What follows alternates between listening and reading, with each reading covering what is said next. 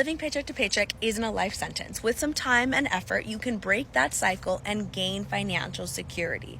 This is day 14 of 30 Days of Financial Literacy, where I'm giving you not only the concepts, but the application, because real impact comes from taking action. So you got to look at the big picture, zoom way out. How much money is coming in? Where is it all going? What is your income and what are those expenses that you have? What does that budget look like? Remember to include not only like your necessary bills like food, transportation, housing, all of that, but also your debt payments. We want to look at the total all-encompassing financial picture.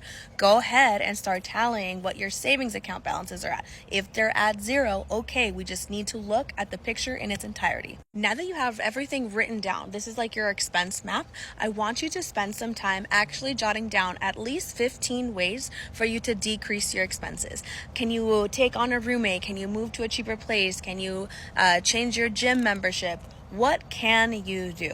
Do the exact same thing for increasing your income. What are those ways that you can bring in more money? Taking on a side hustle, working overtime, etc. And sometimes people struggle with this because it can be difficult to be like, what do you mean? How am I supposed to like cut expenses or earn more money? Like there's already no time. I hear you. You're right. This work is hard. Change is hard. It's uncomfortable. But at the end of the day, if we don't start to problem solve, if we don't start to ask how and start to find solutions, then we're gonna be stuck in this cycle, okay? In order to break this cycle, we have to actually try doing something different. In order to change our output, we have to change our input. Otherwise, we're doing the exact same thing over and over and over again. Now that you got your brainstorm, I want you to choose up to 3 strategies from the cutting expenses side to engage in.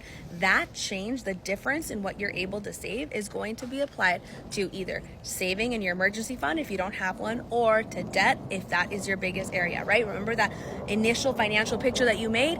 Whatever the biggest target point is, that's where it's going. After a couple pay periods and you're feeling pretty stable in this new kind of alignment in terms of cutting your expenses, especially in discretionary and variable, right? I want you to choose up to 3 strategies for increasing your income. And you're going to do, again, anything else additional that you bring in, apply it towards those big financial goals, be it savings or be it paying off debt or eventually investing. And then you're just going to repeat this pay period after pay period, month after month.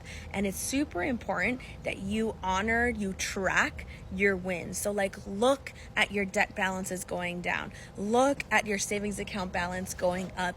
Honor that, celebrate that, because that's the fuel that you need, that motivation to keep going. Because this kind of change starts small, but it snowballs and it really compounds on itself. And eventually, before you know it, a few months have gone by and you're like, oh my God, I'm not stressed out about paying that bill anymore. I'm not worried that I've overdrafted my account. I'm not worried that my card will get declined. I know I have the money for it. And that confidence, that empowerment is an incredible feeling. I'll catch you tomorrow for day 15.